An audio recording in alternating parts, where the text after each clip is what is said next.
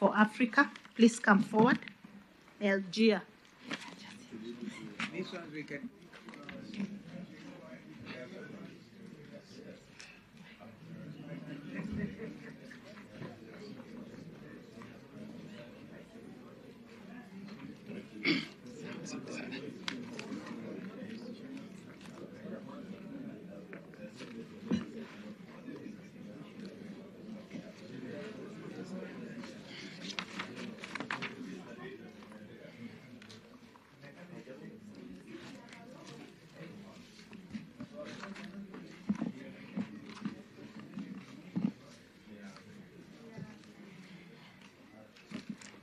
Well, Felix and Algier, Yes. we were conspiring here that if you need 2 hours, we'll give it to you. But because you are in this matter of what has gone out in the media as as heavy expenditure by this committee, which you haven't seen so far, but the meals we've taken and the tea and the water is courtesy of Algier.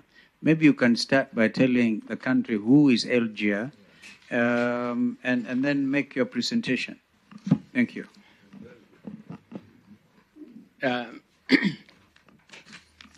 Thank you very much, honorable chairs, members of the committee, ladies and gentlemen. I promise you that we won't take 2 hours. On the contrary, honorable chairs, we want to try and take us a very short time to highlight on some of the key issues. As a starting point, the Electoral Law and Governance Institute for Africa is a regional organization that works across Africa to support and strengthen democratic institutions, electoral processes, support to the legislature. Also, we also work very closely with the judiciaries around Africa, and indeed in Kenya as well, to support and strengthen the electoral dispute resolution. As a regional organization, we work very closely with the African Union, Pan-African Parliament, the African Court based in Arusha. We also work and just concluded a memorandum of understanding with the East African community. Honorable chairs, you'll be happy to note that on the basis of some of the work that we have done, we've also increasingly received invitation recently from the Chief Justice of Zambia to support the Zambian judiciary on electoral dispute resolution, owing to the work that we did with the Kenyan judiciary from the magistracy all the way to the Supreme Court. Honorable chairs, we, as you've rightfully noted, Your Excellency, see ourselves as an amicus or as a friend to this committee. And therefore, the perspectives that we are going to share is born out of the work that we have done in the continent, but also to share and shed light and perspectives on some of the regional and international best practices, but also is born out of the deep conviction of the work of this committee. Ladies and gentlemen, I do recall that in this country since '92, whenever the country went dangerously close to the precipice, it was the outcome of constructive dialogue such as what we're having here today that pulled us back from the precipice. That was the case in '97 with IPPG, the case in 2002 with the CKRC, the National Accord in 2008, Kriegler Waki Commissions, the Committee of Experts in 2010, as well as the Orengo Kiraitu Bipartisan Committee of 2016. Honorable chairs and committee members, we're going to address you primarily on basically 3 issues. One, on the electoral justice and related matters, because essentially that is the work that we do in Kenya, but also the work that we do in the continent.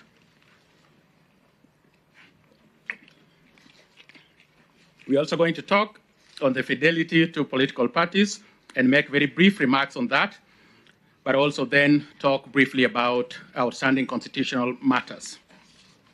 Honorable chairs, the elections that we held on August the 9th, 2022 was the 7th multi-party election since the country reverted back to multi-party democracy. And over time, at least over the last 3 electoral cycles, we have seen incremental improvements, at least in the technical and operational level in the electoral process. But there have also been challenges. And there have been challenges on election management and administration, and also challenges on the legal framework for elections, among others. Now, if you analyze the elections that Kenya has held since '92, I respectfully submit, honorable chairs, that this country finds itself in a phenomenon called the inconclusive electoral cycle. Simply put, it denotes a situation where elections do not bring finality or conclusion. Elections reveal certain challenges, shortcomings, and in certain instances, problems. The same are not addressed and are imported in the subsequent elections. That is why, honorable chairs, some of the issues that you are dealing with here today, including reconstitution of IEBC, issues of electoral justice, have been with us since '92, and they were not conclusively or effectively dealt with. Countries that undergo electoral cycles have two characteristics. Number one, election campaign or electioneering is a permanent feature that begins immediately the president is sworn in and continues relentlessly until the next election is held. The second, the countries, Kenya, Chad, Democratic Republic of Congo are some of the examples. The second attribute of countries undergoing through this electoral cycle is that electoral reforms are either stall or they are skewed. This has been the case in Kenya without naming examples, but also a typical example is Tanzania, where the constitutional review process in 2015 outrightly collapsed. Now, if you look at the Kenyan electoral landscape, at least over the last electoral cycle, there are certain systemic and recurring features of these elections that have existed with us to date, and some of which this dialogue committee is currently dealing with. And these are some of the issues that we want to make a proposal on with a view to reforming or securing electoral justice or the credibility of elections in this country. The first, honorable chairs, is on election management and administration, or if you may, the Independent Electoral and Boundaries Commission. As I've noted, if you look at our elections over the last electoral cycle, there have been incremental progress.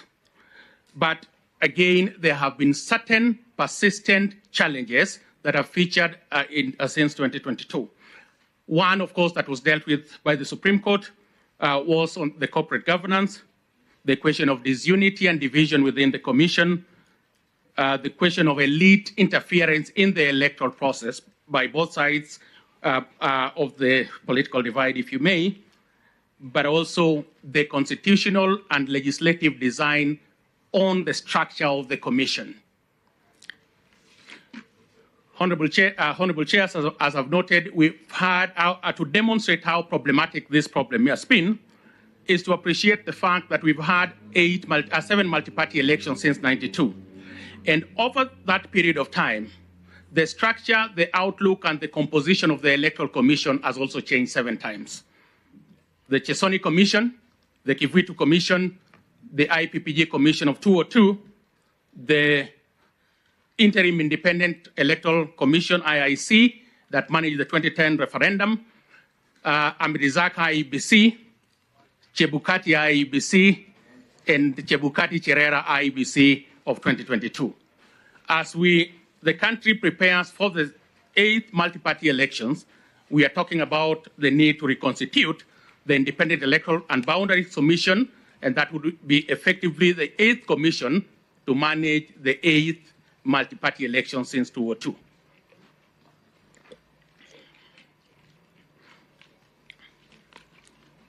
If you look at the international best practices of designing an electoral commission, and part of what I want to persuade this committee to consider is that there are 3 criteria that are required to design a commission. Number 1 is the legitimacy and acceptance, the perceived degree of legitimacy or acceptance of the commission, perceived degree of independence and autonomy, perceived degree of service, and finally, the perceived degree of service delivery. These are the 3 tests that are usually invoked to assess a credible electoral commission. In this continent, it's probably the Ghana Electoral Commission and the South African Electoral Commission that meets these three tests.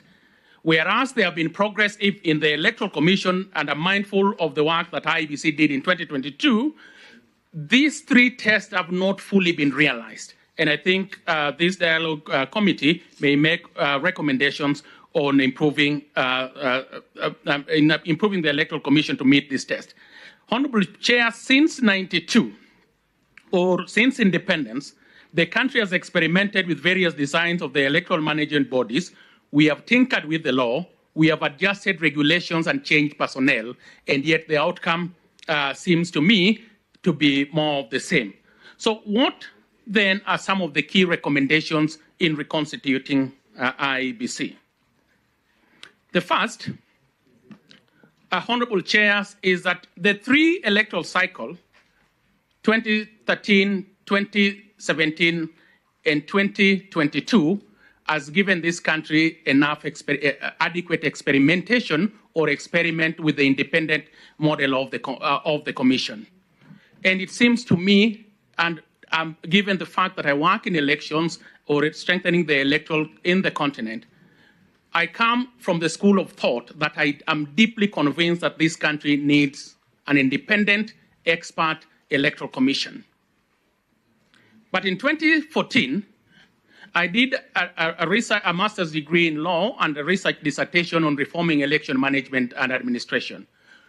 In as much as I believed very strongly on an expert model electoral commission, what I received in terms of and contained in this thesis, in terms of the recommendation across the board, shocked me. That increasingly the country preferred an IPPG-based model. I disagreed with it, but I came up and had that as my conclusion because I had to pay attention to the comments and the feedback and the opinion of the respondents that I interviewed. Now, I then questioned the efficacy looking at the work of similar commissions in Africa. In 2015, Mozambique adopted the IPPG model arising from Kenya. Now, what Frelimo did was essentially to buy all the commissioners that were nominated by Renamo. Again, in DRC, that is exactly what happened. But if you look at Kenya and election management as a context, if you look at the last three electoral cycles, I've come to the conclusion that in as much as I have supported very strongly the expert independent model, I think the situation and the Kenyan context, and also mindful of the 2002 elections, which is probably one of the best elections this country has ever had, I think this committee should consider a mixed model of IPPG and expert commission. The second thing is this committee will have to make a recommendation on dealing with the structure and the design of the Independent Electoral Commission, and I'm talking about the relationship between the Secretariat as well as the Commission. If you look at the Electoral Commission since the last three electoral cycles, there have been tension. In 2013, the tension between the then chairperson Ahmed Isaac and the CEO Oswago. In 2017, there was tension between the chair, Chebukati, and Ezra Chiloba. There was also in 2017 tension between the commissioners themselves. And I think in 2022, we had and we saw what happened in Bomas, serious disunity among the commission. In as much as the Supreme Court dealt with this issue, I think this committee would have to make a recommendation, possibly modeled around the Ghana Electoral Commission, where the two centers of power, that is the obvious result and outcome of the legal framework that we have now, that creates two centers of power, would have to be addressed. Let me move to the second issue, which is on boundaries delimitation.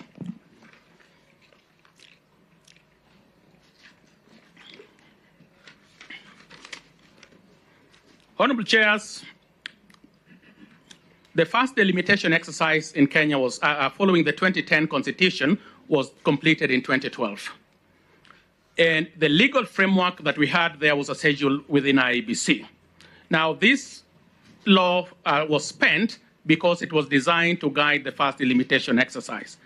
And a remarkable feature during that first process is that the transitional provisions of the Constitution protected certain constituencies. Now, the second delimitation review exercise that the country is expected to undertake in accordance with Article 89 was expected to have commenced after 8 years, and that is in 2020, but also be concluded by March of 2024. Now, if you consider the fact that in the second delimitation exercise, there are no protected constituencies, in other words, the Independent Electoral and Boundaries Commission would have to apply Article 89 to the fullest. I'm persuaded to believe that the time that we have is not sufficient to complete this. Our recommendation, Honorable Chairs, is that this committee or Parliament or the judiciary should consider increasing this time frame probably for 18 months, and in this regard, I agree with the recommendation by IEBC, considering the fact that the Legale IIBRC Commission took about 4 years to complete that task. One of the lacuna, the legal gap that we have, as I've pointed out, is that the law that is supposed to guide this process has lapsed, and as a matter of urgency, Parliament needs to enact the amendments to the IEBC Act to make provisions for a legal framework to guide the second delimitation exercise. The third issue, Honorable Chairs, we have, of course, made a number of recommendations, but I'm only picking on what I think extremely important. The third issue, Honorable Chairs, is on the voter registration or the voter register and maintenance of the voter register itself. Honorable Chairs, international best practices establishes 3 criteria for assessing the efficacy and reliability of the voter register. And these are, number 1, is the voter register a comprehensive role with adequate geographical representation? The second test is that is the voter's register an authoritative role? And finally, is the voter register accurate and verifiable? If you look at the Kenyan voter register, since this register was completed in 2012, and when we did the voter register, the country migrated, arising from the Kriegler Commission, or to integrate technology, the BVR, in the voter registration process. Now, in pre-2010 dispensation, we had what is called an optical marker reader, which was a manual process. And Kriegler pointed out the problems with the OMR system, which was reliability, verifiability, and the authenticity of that voter register. Honorable Chairs, in 2017, the IEBC, arising from the recommendation of Orengo and Kiraitu, an amendment to the Elections Act required that IEBC to conduct an audit. Now, the audit that was conducted in 2017 by KPMG revealed problems with the voter register, which bordered on the inconsistency of the register, inaccuracy, data vulnerability, and comprehensiveness were founded in the present register that we have. Now, does the present register meet these 3 tests? The answer to that question, and respectfully, is no. Now, what is the solution? And the only recommendation that we are making here is this. This committee and the country should consider a total overhaul of the present voter register for the following reasons. One is that we have established that the register does not comprehensively meet the 3 tests. The second point, Honorable Chairs, is the fact that international best practice requires that a voter register to exist for 10 years. This voter register was completed in 2012 and is over 10 years since its completion, and therefore is a good opportunity for the IEBC to come up with a new voter register. And finally, which is a further justification, is that voter register or registration of voters follows population census, also follows boundaries delimitation. The 2027 electoral cycle will be a complete electoral cycle in the sense that the country will be expected to conduct boundaries delimitation. To the extent that then we will conduct a boundaries delimitation, then it is necessary for the country or for this committee to recommend the country to have a new register. The fourth issue, and I'm almost winding up, is the second last issue, is on the institutionalization of political parties. Honorable chairs, our position is that multi-party democracy does not mean proliferation of parties. The second point is that as traditional institution of representative democracy, political parties play a pivotal role insofar as strengthening democracy is concerned. But if you look at the conduct of political parties in Kenya, the jury is out there as to whether these tests have been met.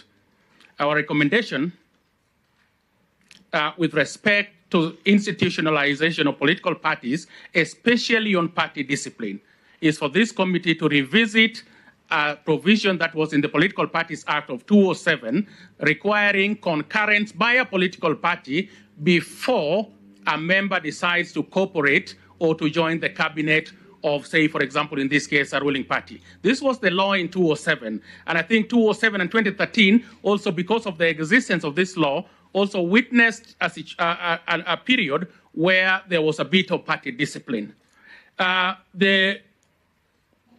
What happened? The other recommendation that we are making, honourable chairs, is that this committee of parliament should clarify on the law of deeming or the law of floor crossing. Having worked or working in the continent, I dare say that it is only this country where a member elected in through a political one party can take a unilateral decision to cross the floor without any effective consequences. You will recall, honourable members, that the situation obtaining in South Africa, where the African National Congress had the temerity of recalling President Mbeki at the first instance and later recalled President Zuma. The central issue here is on party discipline, and I think laws around that should be tightened. Finally, is on the elephant in the room, and that is the results management and integration of technology.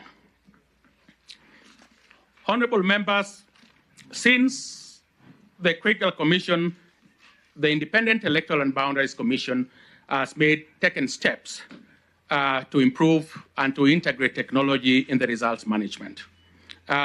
In 2016, Sorry, Felix. Yes. I think you only have 10 more minutes. I'll take... Kindly try and even less. I'll take 3. Yeah. That is the last issue. Okay, kindly try and... Yes, this is the last issue, Governor.